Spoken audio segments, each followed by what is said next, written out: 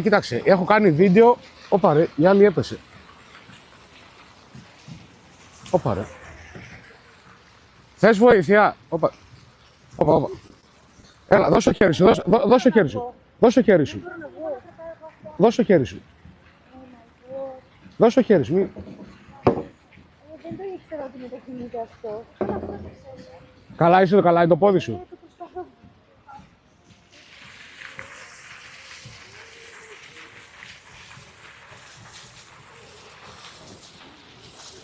Ρε, η άλλη πήγε να καθίσει σε ένα ξύλο. Το ξύλο λείπαν όλες οι σιδίδες και έπεσε το πόδι της μέσω ξύλο και γκρεμοτσακίστηκε.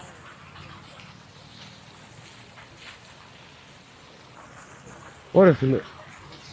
Καλά, εδώ Θεσσαλονίκη τι περιμένεις, όλα είναι τιμόρροπα. Όπως είναι μπροστά εδώ στην παραλία, έχει κάποια μικρά σκαλοπατάκια με ξύλινες σανίδες. Και η ξύλινη σανίδα που πήγε να πατήσει, λείπαν όλες οι σιδίδες. Και με το που πατάει, φεύγει όλοι μέσα, με το πόδι. Όντως για κάποιο λόγο μοιάζει με grey screen.